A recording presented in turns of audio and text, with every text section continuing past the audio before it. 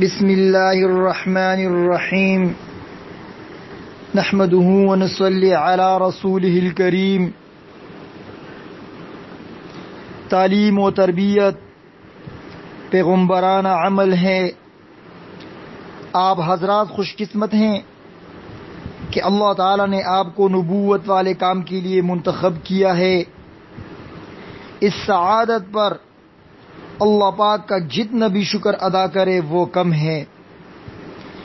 یہ بھی تو ہو سکتا تھا کہ ہمیں محنت مزدوری اور دکانوں اور فیکٹریوں کی ملازمت میں لگا دیا جاتا، بلکہ ہم میں سے کتنے ہی ایسے ہیں جنہوں نے یہ کوشش کی ہوگی کہ وہ قرآن کی تعلیم حاصل نہ کریں اور اسکول کالج میں پڑھ کر یا کوئی ہنر سیکھ کر کہیں ملازمت کر لے اور روپیہ کمانے کی مشین بن جائیں، مگر ہمارے رحیم و کریم رب نے ہماری کمزوریوں اور غلطیوں کے باوجود ہمیں اپنی مقدس کتاب کے ساتھ جوڑے رکھا اور بالآخر ہماری زندگی تعلیم و تدریس کے لیے قبول فرما لی، اور ہمیں یہ موقع فراہم کر دیا کہ ہم مسلمان بچوں کی تعلیم و تربیت میں اپنے آپ کو اس طرح لگائیں کہ وہ مستقبل کے مدرس، عالم، مفتی، مجاہد اور مبلغ بن کر ہمارے لیے صدقہ جاریہ کی صورت اختیار کر جائیں۔ دنیاوی ضروریات تو سب کے ساتھ لگی ہوئی ہیں، ہم بھی ان ضروریات سے بے نیاز نہیں ہو سکتے۔ الحمدللہ ہمارا رب عزت طریقے سے ہماری معاشی ضروریات بھی پوری کر رہا ہے۔ اخلاص کے ساتھ کتاب مقدس کی خدمت کرنے والوں کو وہ کبھی دوسروں کو محتاج نہیں بننے دیتا۔ ہم کتنے خوش قسمت ہیں کہ ہمیں دنیا بھی مل رہی ہے اور ہماری آخرت بھی بن رہی ہے۔ حضرت بریدہ رضی اللہ عنہ سے روایت ہے کہ رسول اللہ صلی اللہ علیہ وسلم نے فرمایا، جس شخص نے قرآن اس لیے پڑھا تاکہ اسے ذریعہ معاش بنا لے، وہ قیامت کے دن اس حال میں آئے گا کہ اس کے چہرہ پر گوشت نہیں ہوگا بلکہ ہڈی ہی ہڈی ہوگی۔ ملا علی قاری رحمۃ اللہ علیہ اس حدیث کی شرح میں لکھتے ہیں، چونکہ اس شخص نے سب سے قیمتی چیز یعنی قرآن کریم اور سب سے اعلیٰ عضو یعنی چہرہ کو سب سے ردی چیز یعنی دنیا کمانے کا ذریعہ بنایا، اس لیے وہ قیامت کے دن انتہائی کبیر صورت اور بدترین حالت میں آئے گا۔ بعض علماء فرماتے ہیں کہ گانے بجانے سے دنیا کمانا اتنا برا نہیں جتنا قرآن پاک کے ذریعہ دنیا کمانا برا ہے۔ اور یہ بھی کہا گیا ہے کہ جو شخص علم دین کو دنیا کمانے کا ذریعہ بناتا ہے اس کی مثال ایسے ہے جیسے کوئی اپنی داڑھی سے جوتے کے تلے کو صاف کرے۔ آپ تنخواہ ضرور لیں لیکن خدا را تنخواہ اور روپے پیسے کو اپنی تدریس کا مقصد ہرگز نہ بنائیں، بلکہ آپ کا اصل مقصد صرف اللہ تعالی کی رضا ہونا چاہیے۔ اگر آپ اللہ تعالی کی رضا کی نیت سے صبح سے شام تک قرآن کریم پڑھائیں گے تو اللہ کی قسم آپ کو اتنا اجر اور ثواب ملے گا جسے دنیا کا کوئی کیلکولیٹر اور کمپیوٹر شمار ہی نہیں کر سکے گا، اور انشاءاللہ دنیا بھی ذلیل ہو کر آپ کے قدموں میں آئے گی۔ نیت کی درستگی کے بعد جب آپ مسند تدریس پر تشریف رکھیں تو درج ذیل معروضات کو پیش نظر رکھیں۔ یہ معروضات بزرگوں ہی کے افادات سے ماخوذ ہیں۔ انشاءاللہ انہیں سامنے رکھنے سے آپ کی تدریس اور محنت کے بے پناہ فوائد ثمرات ظاہر ہوں گے۔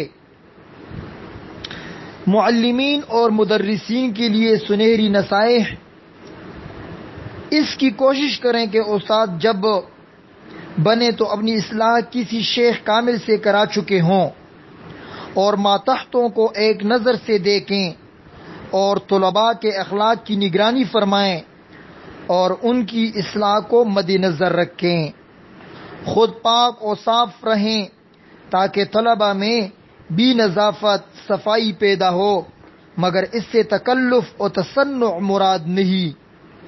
جس بات کا اثر ڈالنا مقصود ہو پہلے خود اس کا عامل بن جائیں۔ اگر شاگرد کو کچھ سزا کسی جرم پر دیں تو دوسرے وقت اس کی دلجوئی بھی کریں تاکہ غم رفع ہو جائے۔ شاگردوں کا ممنون رہیں کہ ان لوگوں نے اپنے کو ہمارے سپرد کیا کہ ہم دین کی خدمت خوب شوق سے دن اور رات کریں۔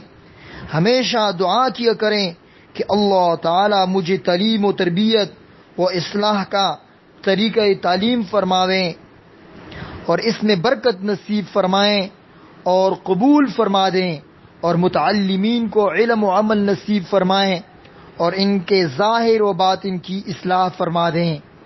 متعلمین کو ایک نظر سے دیکھیں اور یکساں برتاؤ رکھیں تاکہ کسی متعلم کے دل میں حسد یا رنج پیدا نہ ہو اور بدگمانی نہ ہو۔ اگر کسی وجہ سے کسی کے ساتھ خاص معاملہ کرنا ہو تو اس کی وجہ کو اوروں پر صراحتاً یا اشارتاً ظاہر کر دیں۔ تعلیم میں دنیا پیش نظر نہ ہو بلکہ دین مد نظر ہو۔ اگر کسی شاگرد کو کسی حرکت ناشائستہ پر نصیحت کرنا ہو اور وہ حرکت ایسی ہو کہ اگر سب کے سامنے ظاہر کی جائے تو اسے شرم آئے گی تو اسے اکیلے میں نصیحت کریں اور بات کو وہ نصیحت سب کو سنا دیں اور اس کا نام ظاہر نہ کریں۔ پڑھاتے وقت ہر طالب علم کی طرف توجہ کریں تاکہ کسی کی دل شکنی نہ ہو۔ کچھ دیر فراغت کے وقت خلوت کریں اور اس میں اپنے نفس سے محاسبہ کریں کہ تو نے اللہ تعالیٰ کے اوامر میں سے کیا کیا پورا کیا اور نواہی میں سے کس کو چھوڑا، اور تعلیم اور تربیت میں کیا کیا کوتاہیاں ہوئیں اور کیا کیا سر انجام ہوئیں۔ مرضیات خداوندی کے بجا لانے پر تہ دل سے شکر ادا کریں تاکہ موافق وعدہ خداوندی لئن شکرتم لازیدنکم ترقی ہو، اور ارتکابی معاصی پر دل سے توبہ اور استغفار کریں تاکہ بشارت یعنی توبہ لمن وجد فی صحیفتہ استغفارا کثیرا میں داخل ہوں، اور کوتاہیوں کے دفع کرنے کی دل و جان سے کوشش کریں اور اللہ تعالی سے بصد عاجزی التجا کریں کہ مرضیات بجا لانے کی توفیق عنایت فرمائیں اور غیر مرضیات سے اجتناب فرمائیں، اور اسی پر عمر بر رکھیں اور اسی پر خاتمہ فرمائیں۔ وما ذلک علی اللہ بعزیز۔ خلاصہ یہ ہے کہ کچھ دیر تک ضرور خلوت اختیار کریں اور مذکورہ کاموں کو بجا لائیں تاکہ نوری باطن نصیب ہو اور بہت سی آفتوں سے نجات ہو۔ رسول کریم صلی اللہ علیہ وسلم کو حکم ہوا خلوت اختیار کرنے کا، حالانکہ آپ صلی اللہ علیہ وسلم معصوم تھے۔ ہم لوگ تو سر سے پاؤں تک گناہ ہی میں بھرے ہوئے ہیں، ہم لوگوں کے لیے تو خلوت اور ضروری ہوگی۔ چنانچہ ارشاد خداوندی ہے فَإِذَا فَرَغْتَ فَانصَبْ وَإِلَىٰ رَبِّكَ فَارْغَب سے ظاہر ہے جیسے ربڑ وغیرہ میں پونک مار کر ہوا بھر دیتے ہیں، اسی طرح خلوت دل کو ذوق و شوق وجد و شکر و ہمت سے پر کر دیتی ہے۔ خلوت بالامرد سے بہت اجتناب کرے اور امرد خوبصورت سے بہت ہی سخت اجتناب کرے۔ ہرگز ان کے ساتھ خلوت نہ کریں اور جلوت میں بھی ضرورت سے زیادہ بات چیت نہ کریں، نہ ان کی طرف قصدن دیکھیں، نہ ان کی بات نفس کے تقاضا سے سنیں، کیونکہ امرد پرستی کا مرض اسی طرح سے پیدا ہوتا ہے کہ پہلے بالکل پتہ نہیں چلتا اور جب جڑ مضبوط ہو جاتی ہے تب پتہ چلتا ہے، اور اس وقت کنارہ کشی امرد سے بہت دشوار ہوتی ہے۔ اپنی پاک دامنی پر ناز نہ کریں کہ میں بھلا اس مرض میں کہاں مبتلا ہو سکتا ہوں۔ حضرت یوسف علیہ السلام نے فرمایا ان النفس لامارۃ بالسوء، اور حضرت امام اعظم رحمۃ اللہ علیہ نے امام محمد رحمۃ اللہ علیہ کے رخ پر جب تک وہ امرتے نظر نہ ڈالی۔ حضرت حاجی امداد اللہ صاحب رحمۃ اللہ علیہ فرماتے ہیں کہ میں دنیا میں سوائے نفس کے کسی سے نہیں ڈرتا، تو ہم تو اپنے پاک ہونے پر کیا ناز کر سکتے ہیں؟ اگر ایسا خیال دل میں آئے تو سمجھے شیطان دھوکہ دے رہا ہے، اور یہ مرض اس میں وہ ایسی طرح پیدا کرنا چاہتا ہے کہ اسے خبر نہ ہو، اور جب خبر ہوگی یہ شیطان ہی کا مقولہ ہے کہ اگر جنید بغدادی رحمۃ اللہ علیہ جیسا مرد اور رابعہ بصری رحمہ اللہ جیسی عورت خلوت میں ہو جائیں تو میں دونوں کے اندر خیالات برے پیدا کر کے دونوں کا منہ کالا کر دوں۔ تو صاحبو، جب یہ ایسے اولیاء کو بہکانے کا دعویٰ کرتا ہے تو ہم اور آپ کب اس کے دھوکے سے بچ سکتے ہیں؟ رب اعوذ بک من ہمزات الشیاطین واعوذ بک رب ان یحضرون۔ اور نفس اس سے بھی بڑھ کر دشمن ہے۔ اللہم انی اعوذ بک من شر نفسی۔ ان دونوں دشمنوں سے بہت ہوشیار رہنا چاہیے، ورنہ دنیا و آخرت دونوں چوپٹ ہو جائیں گی اور خسرت دنیا والآخرہ نصیب ہوگا۔ اور نفس اور شیطان سے ہر گھڑی ہر آن مقابلہ کرنے کو تیار رہیں۔ جو کام کرنے کو یہ کہیں ہرگز نہ کرے، مثلا یہ کہیں امرد کی باتیں سنو یا اس کی طرف دیکھو یا اس کے پاس چلو، تو ہرگز ان کا کہنا نہ مانے، اور 2-3 دفعہ مخالفت کرنے سے انشاءاللہ تعالی ان کا تقاضا جاتا رہے گا۔ ہاں، طالب علم کی اصلاح کی غرض سے کچھ تنبیہ یا کوئی سزا یا کوئی ترکیب کر دیں جس میں اپنے نفس کا کوئی شائبہ نہ ہو، اگر ہوگا تو اللہ تعالیٰ کو اس کا علم ہے۔ وَكَفَى بِاللَّهِ شَهِيدًا۔ طلباء کی صحت کے لیے اور ان کی فراغت کے لیے برابر دعا کیا کریں، مصالح طلباء کی فکر رکھیں، ان میں اطمینان قلب پیدا کرنے کی فکر کریں، اپنے تعلقات یا اپنے مال کے ذریعے ان کی مدد کرتے رہیں، کیونکہ اللہ تعالیٰ بندے کی مدد کرتا رہتا ہے جب تک کہ بندہ اپنی بائی کا ہاتھ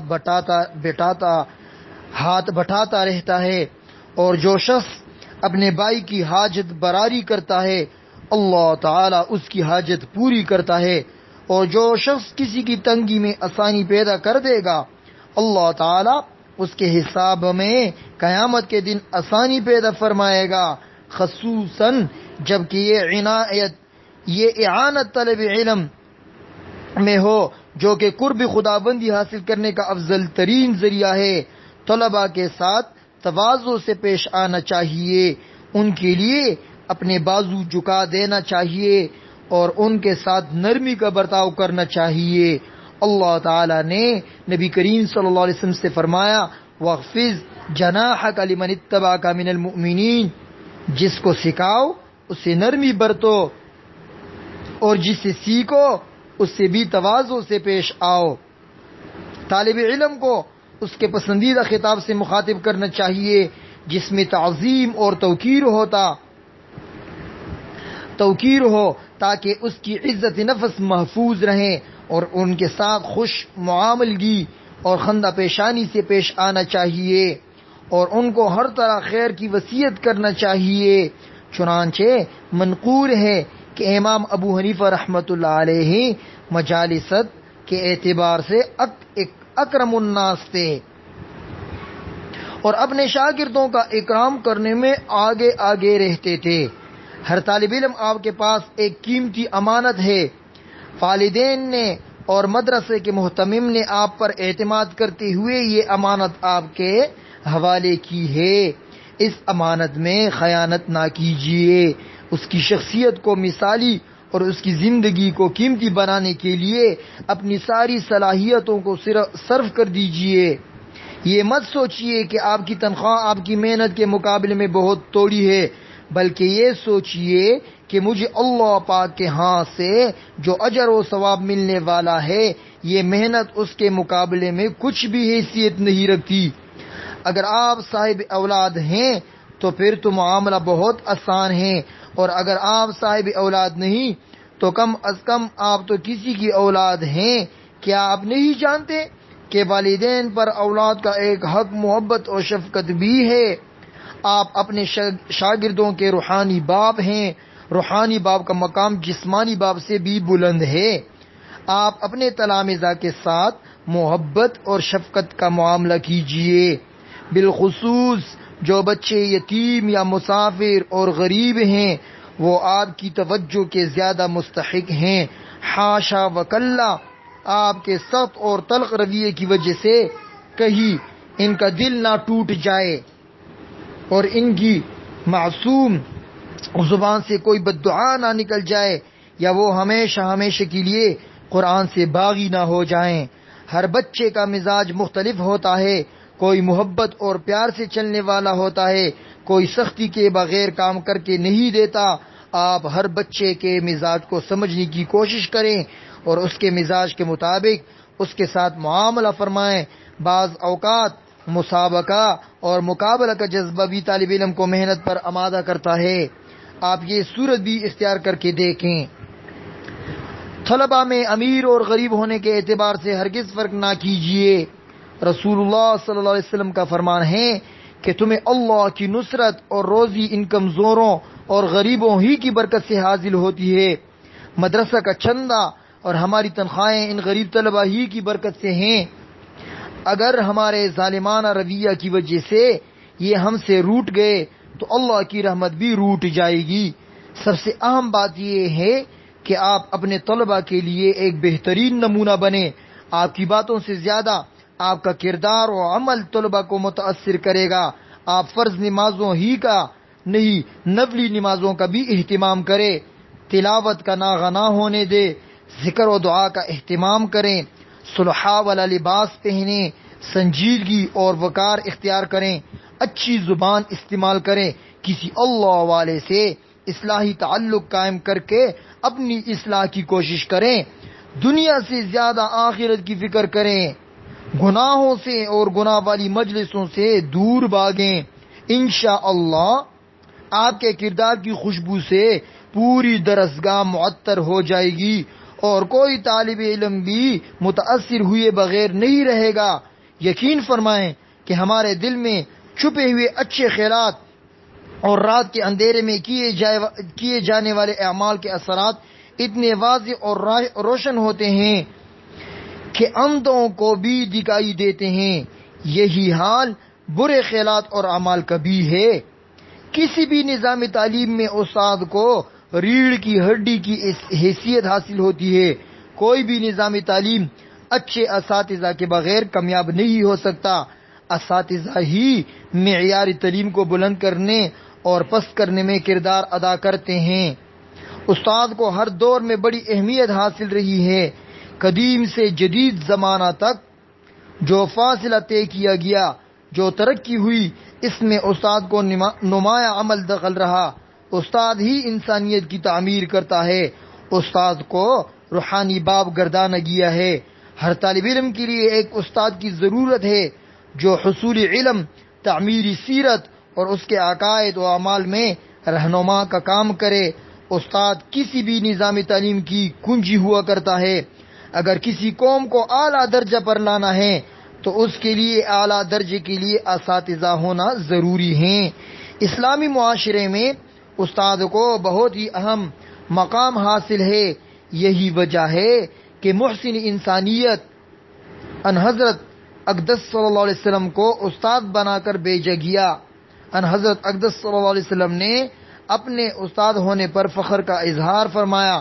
اچھے استاد کے بغیر اچھی عمارت، ساز و سامان اور اعلیٰ نصابی تعلیم بے معنی ہوں گے۔ استاد طلباء کے اخلاق کی تربیت، عادات و اطوار کو بہتر بنانے اور طلباء میں اچھی عادتیں پیدا کرنے کا ذمہ دار ہیں۔ اللہ تعالی ہمیں اور آپ کو اس پر عمل کرنے کی توفیق عطا فرمائے۔ اللہ تعالی اس حقیر سی سعی کو اپنی برگاہ میں قبول فرمائے۔ آمین برحمتک یا ارحم الراحمین۔